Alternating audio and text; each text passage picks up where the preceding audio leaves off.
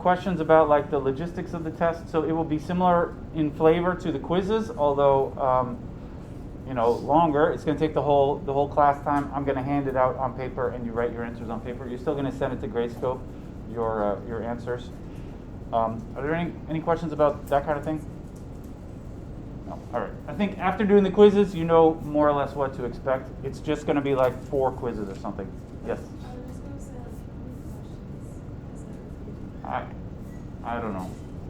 Maybe I usually make like 2 pages front and back, something like that. Okay, now we can talk about specific questions. So I think you wanted to ask something maybe similar to number 2 there. I said, explain why Borda satisfies monotonicity. Is that the kind of thing you had in mind? Yeah. So you should expect to see a question like that on the test, and the answers are going to be pretty different. Your explanation has to be appropriate for whatever the question was. There's no like general method, but what it means is you need to understand what all of those criteria are. I suppose I didn't ever make a list of them, but we had the majority, the Condorcet winner criterion, the unanimity. I don't know if I'm writing these in order the way that I put them on the chart. Monotonicity. We had the IIA. Are there any others? I don't have my chart in front of me. These were the important criteria that we talked about. I think maybe those are all the ones that we typically put on the chart. So you need to know the definitions of all of these. Now, I'm not going to ask you questions like just write me the definition. But if I ask you, for instance, explain why Borda satisfies the monotonicity, you need to know what Borda is. That's the one where you add up the points.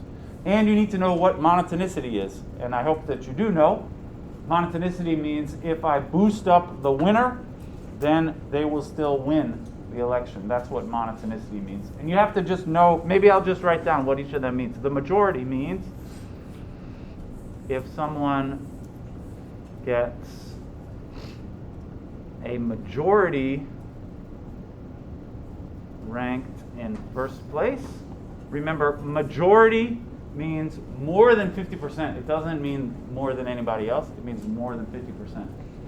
If someone gets a majority ranked first place, then they win. That's the majority criterion. All right, the Condorcet winner criterion means if there is a Condorcet winner,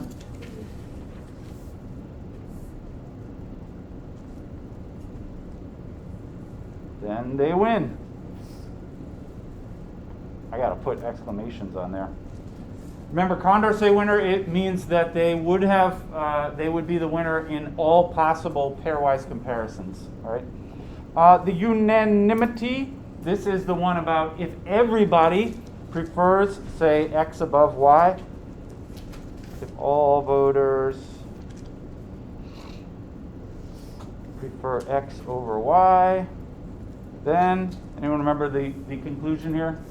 Yeah? Y must lose. Yeah, then Y does not win. Or I could say Y loses. All right? It's a common misconception. Some people say then X wins. That's not actually necessarily going to happen because there could be like yet some other candidate who's even better than X. But if everybody likes X better than Y loses. Monotonicity is about changing the votes and seeing what happens. In particular, this one is about if we boost the winner,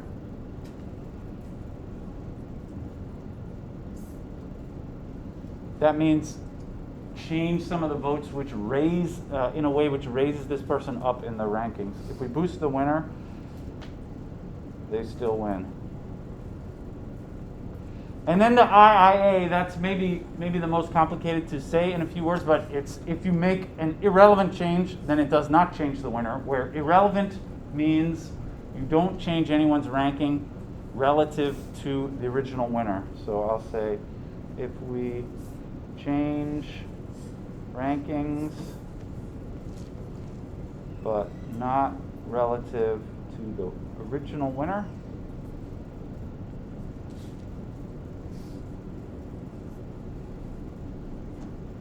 then the winner doesn't change.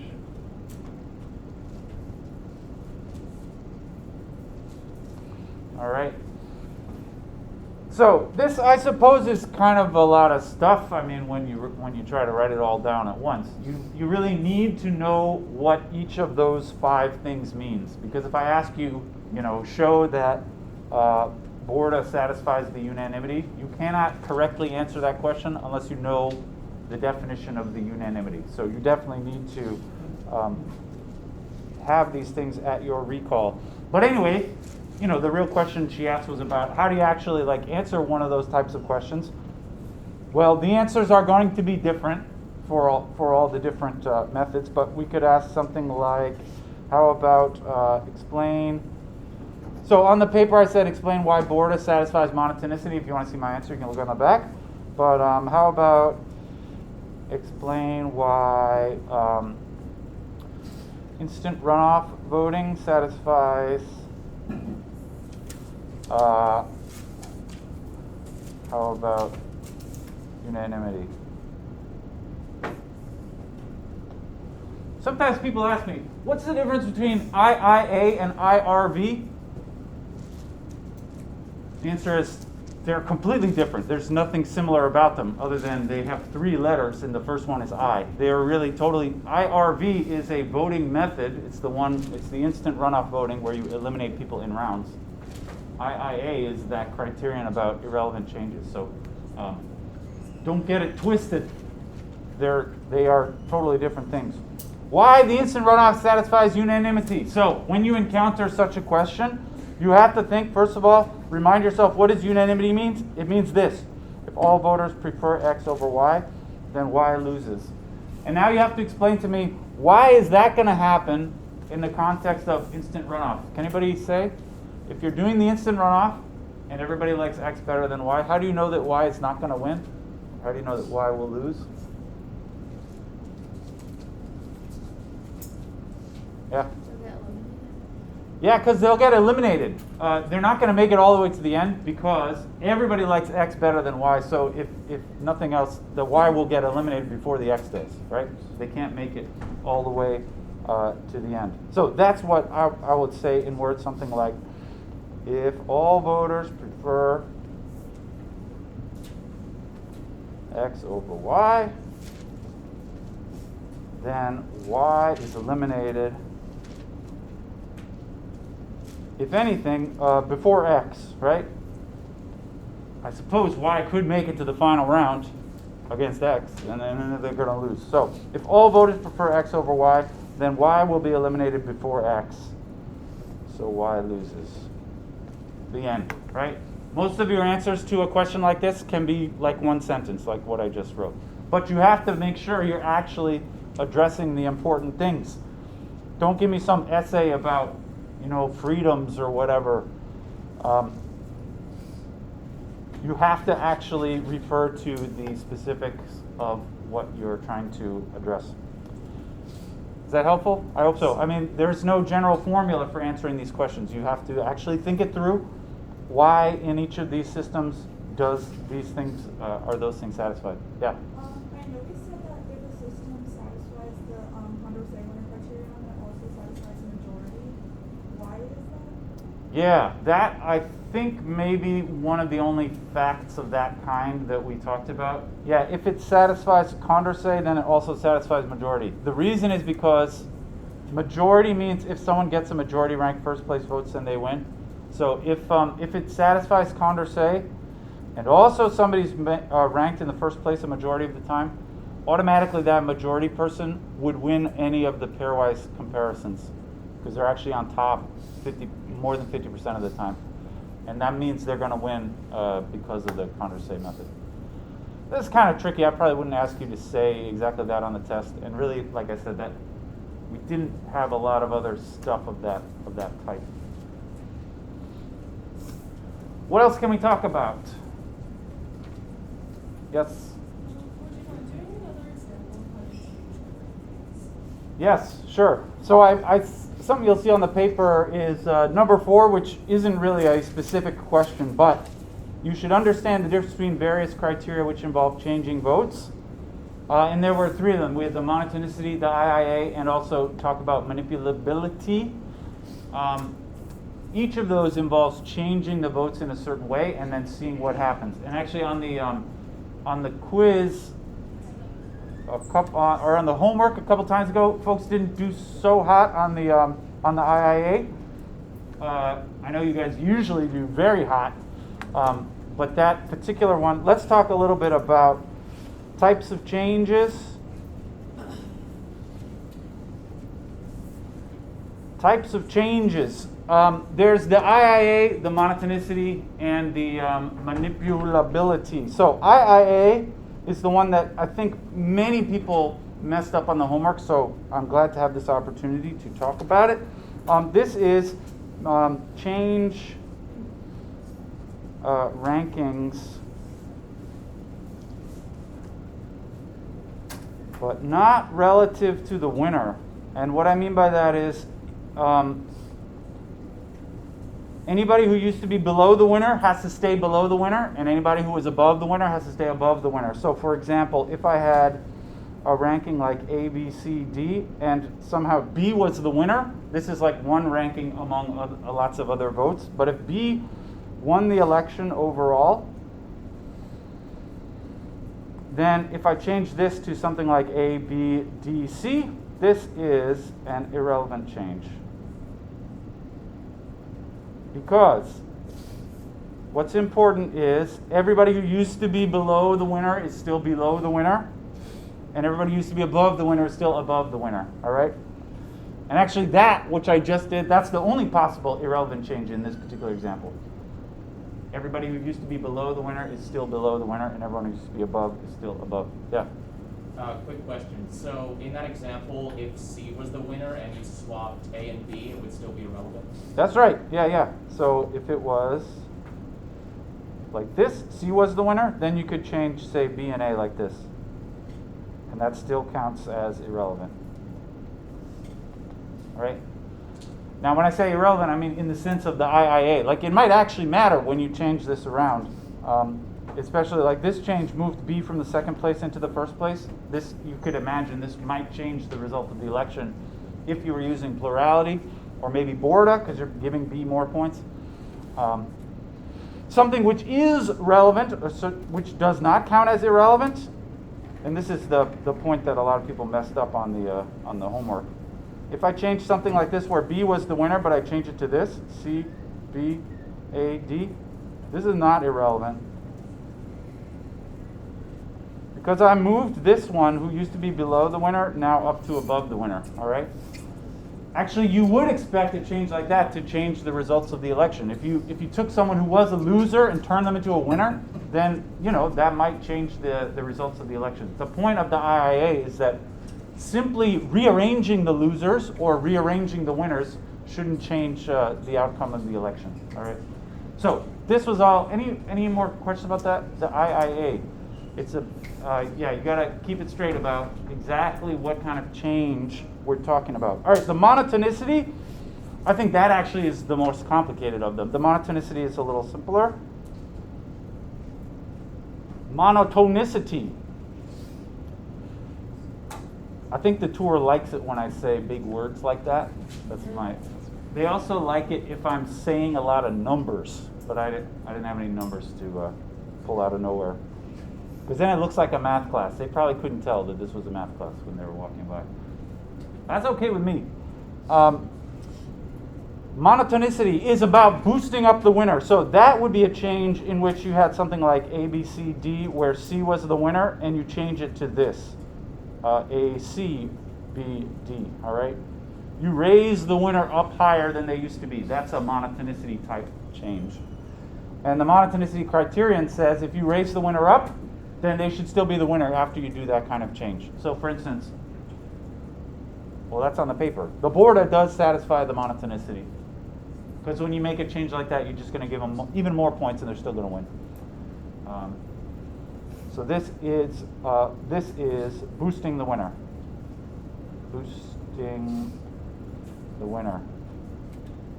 You move the winner up, but you leave everybody else the same as they used to be. So here's an example. Actually, this technically does not count as boosting the winner. if I move the C up to the top, but then put these guys in some messed up order. This is not boosting the winner, because I also rearranged the other ones, right? Boosting the winner means you are leaving everybody else the same, but just raising the winner up higher than they used to be. This is not boosting the winner because I messed up the others too.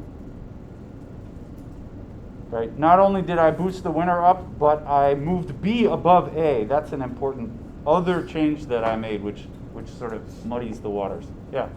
So from honest do you have to, like, you can only move one thing? You can't use the entire rank? Yeah, I mean, you kind of have to move, say, I would say, yeah, all I did was I moved C. Now, it's also technically I moved B to accommodate that, but yeah, it's you move the winner up and you leave everybody else in their same ordering. Yeah. All right, and then there was also manipulability. Doing a manipulation means you can change the votes around however you want, but it has to be in order to achieve a preferable outcome, which is harder. I mean, I can't really describe that in the same terms here, but manipulation is any change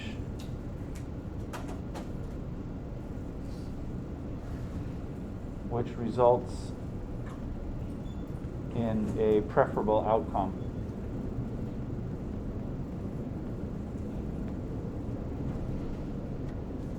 And here you can really you can change the ordering in any way that you want, just in a way which makes the result better. So this is kind of, let's imagine that somebody voted like this, A, B, C, D, and D was the winner. Maybe it might change to B, I don't know, C, A, D, what? B, I meant to put on the top there, sorry.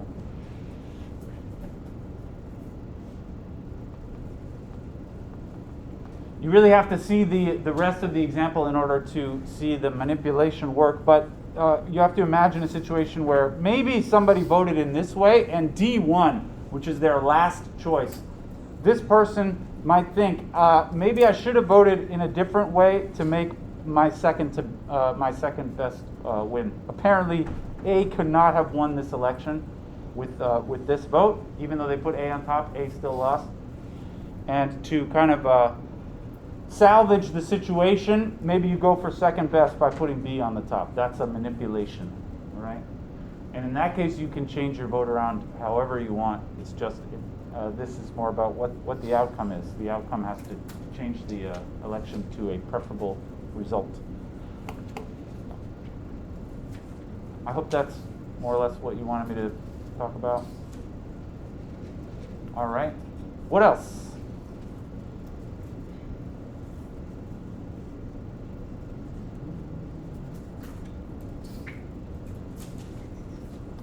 Do you want to try an example with the Bonsoff? I mean, the weighted voting stuff we pretty much just did on the quiz. Those same questions about dictators, veto, and dummies. And we did the Shapley-Shubik. You want to try an example of the Bonsoff? This is what's on the homework for tonight. By the way, sorry, the homework for tonight is kind of boring. It's just a bunch of Bonsoffs. I like to have some questions that are not just like plug and chug, but yeah, let's try a Bonsoff. I'm just going to make something up here. How about 12 and let's do 8, 5, 3. How about that? Let's find the Bonsoff. All right. This is the other one, not the one that we did on the quiz. The other one is when you write down all possible combinations of voters. So I call them A, B, C as always. Combinations means not in any particular order. I mean, I'm going to write them in alphabetical order, but these you should interpret as I am taking some of them and not others. So I could take all three. I could take only two of them in three different ways. I could take the A and B, or the A and the C, or the B and the C. And then I could also take only one at a time. I could take the A, the B, the C. Or there's a combination of nobody at all. Although the nobody one basically never matters. We only consider the combinations which actually add up to the quota, which is 12 here. So I'm going to actually add them up. If I add A plus B plus C, that's 16. A and B is 8 and 5 is 13. A and C is 8 and 3 is 11. B and C is 8. You can see the rest of these are not going to make it to the quota. So actually, the only ones which make it to the quota are the 16 and the 13, right? And then we decide in each one of those which voters are critical. It could be the A, the B, or the C. It could be several of them. What do you think in the first line here? Who is critical in this? It adds up to 16. The question is, which of those are actually necessary in order to add to 16 rather than just being sort of extra? What do you say? Yeah. A. Yeah, A is critical here because A is 8, and if you remove the 8 from here, it drops below the quota. Anybody else? Is the B critical? Yes, the B is also critical because if you were to take away 5 here, it'd go down to 11, which is below the quota. So A and B are both critical. C is not because C is only 3. If I take 3 away from 16, I get 13. That sounds like some math if you're walking by. Although they'll say, is that really college math? The rest of this is college math, but that, what I just said, is kind of elementary school math. Anyway, the C is not critical, all right? Okay, and then the next line, A and B add up to 13. They're both critical in that case also because you need the A and the B both to make it to the quota in that line. And then we count up my conclusion here. In conclusion, A gets 2 out of 4 checks, B gets 2 out of 4, C gets 0 out of 4. So A and B are equally powerful. C is not at all. C is a dummy. All right. What else we got? We got 8 minutes left. I would be happy to talk about old quiz questions or old homework questions that you never felt good about. Yeah. Can you do an example of, it's like number 1, the dictatorship one?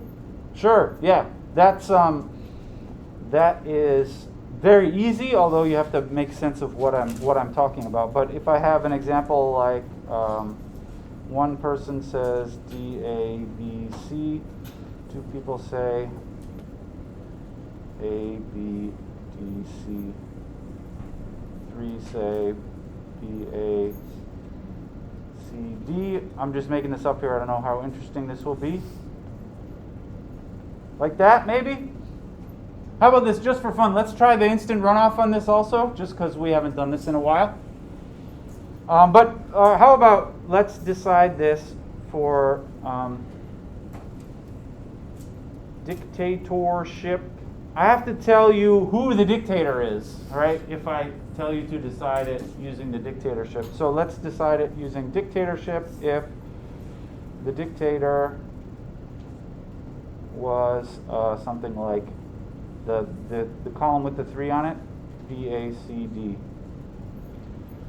All right. Who's the winner? Using the dictatorship when the dictator said B, A, C, D?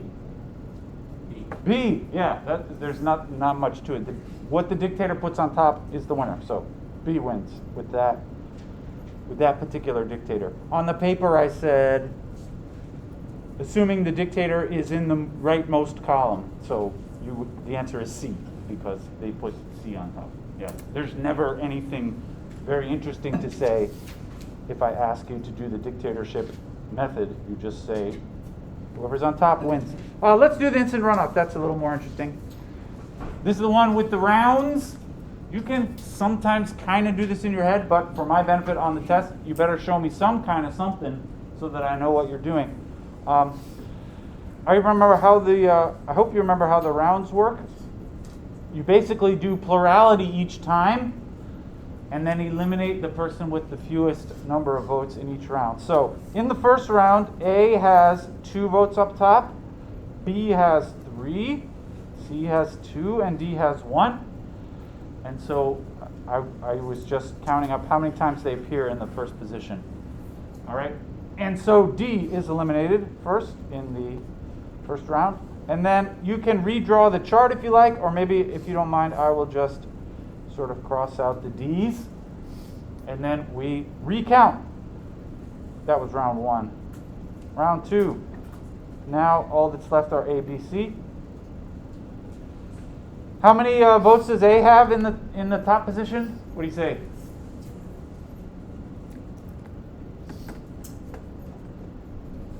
Yeah?